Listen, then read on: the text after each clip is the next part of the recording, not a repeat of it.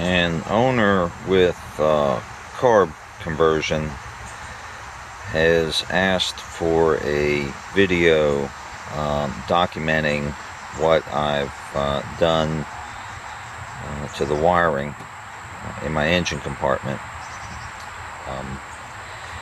He's caught snippets of it in other videos, but he wants a video that is dedicated exclusively to the wiring changes that I have made.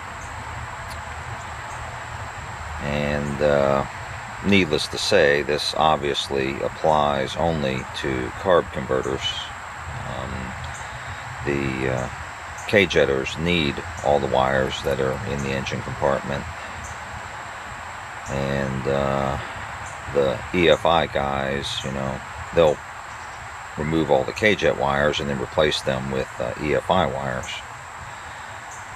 But in the exciting world of carburation, you really only have one wire, and that's the choke heater. That is the only wire that the carburetor needs to operate correctly. And we have to use electric chokes because there is no provision on the PRV for a hot air choke. So you run 12 volts keyed to ignition to an electric choke cap, and then in my case that wire passes through the same grommet that the distributor pickup wires pass through, and then is connected to the old power lead for the idle speed ECU, which we obviously do not use.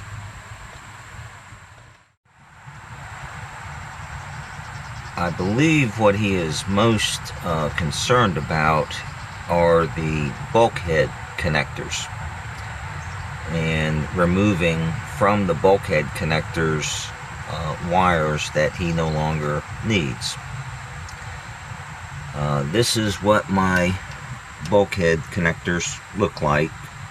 I have preserved the wires that I need, and then I have removed all wires that I do not need.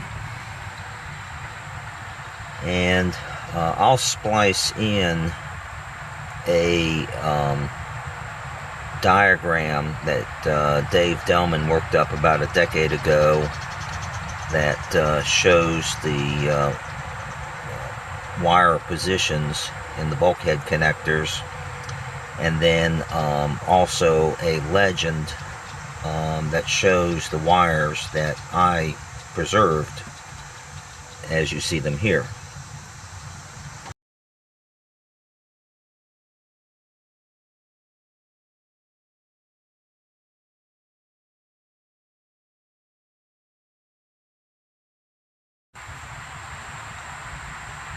Among the wires that I have removed are the wires that would have originally operated the engine compartment light.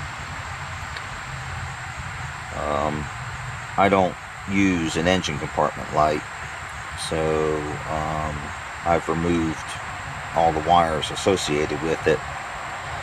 And in fact, I've even fiberglassed over the holes that were originally associated with it.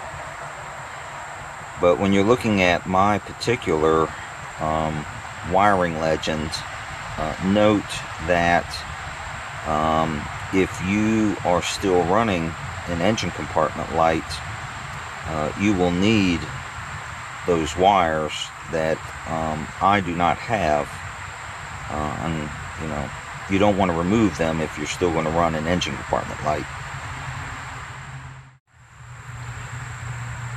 Note also that I still have the resistor grid in my car.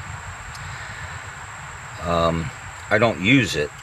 I've got white and white with yellow tied together on the common terminal, but I've left the resistor grid in my car so that way if I ever need to make a video that requires emulating, stock ignition, I can wire the resistor grid back up. Most owners running HEI have removed the resistor grid, and they obviously don't need white with yellow because there's no resistor grid to run over to. And they don't run the white wire all the way over here. They generally just connect it to the coil right at the bulkhead connectors. Mine still runs all the way over here.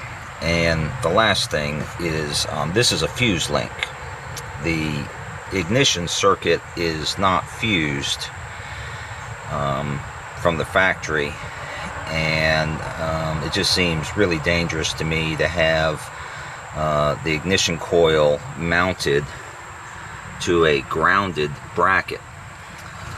In fact, this is the primary ground for the entire car body if you're not running a supplemental ground system like my ground bus.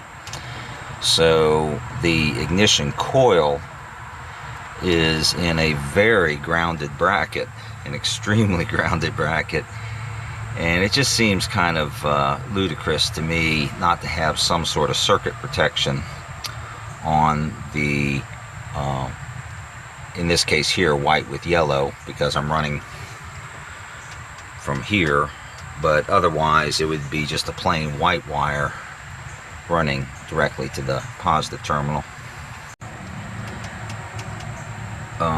I've unwrapped all of the factory wiring harnesses and rewrapped my own custom harnesses using the wires that I retained. The first harness runs across the back of the car here and then supplies the driver's side of the engine and my unused resistor grid. So this wiring harness right here running across the back of the car is the backup lights, the autostat, the low oil pressure light, the AC compressor.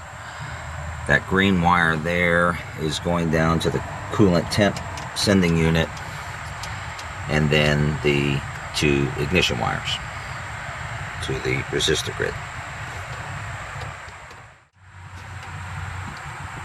This is the second wiring harness, which supplies the rear tail lights and the license plate lights, and it runs underneath the coolant expansion tank,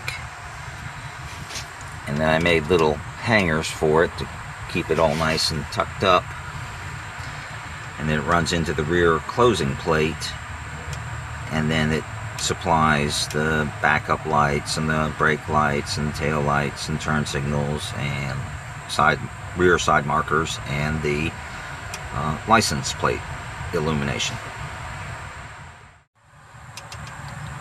The third wiring harness isn't wrapped as a harness because I have all these zip ties to pass the wires through, but those are the three wires that go to the passenger side of the engine, and they pass through the same zip ties as the all the positive wires.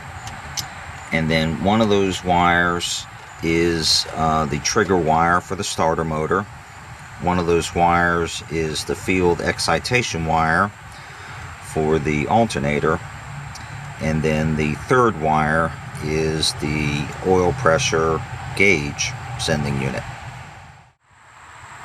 So hopefully that answers all of his questions. The only wire that is carburation specific is 12 volts keyed to ignition. The remainder of the carb's operation is just Newtonian physics. The resistor grid is in my car, but I don't use it unless I'm making a video that requires me to wire it up temporarily. But in the normal day-to-day operation of things, it's just a junction point for my white and white with yellow wires. And remember that this wire here is a different color. It's not white because it is a fuse link. And those are my bulkhead connectors. I'll splice in again the bulkhead connector wiring diagram and the legend that shows the wires that I kept. Again, remember that I have gotten rid of my engine compartment light. So if you're going to keep your engine compartment light, you also need to keep its wires. They are not showing up on the legend for my car because I have gotten rid of the light.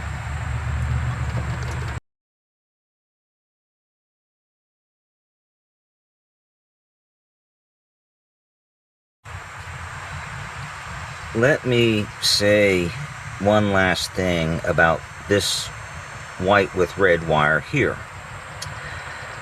This is the white with red wire that used to run over to the cold start injector. And I've made a video about how I use this wire when I need to start the engine by myself in the engine compartment. I ordinarily keep a wire nut on the end of it so it doesn't make contact, but when I need to start the engine by myself, I just touch the jump start post, and that is how I start the engine for diagnosis purposes and things like that.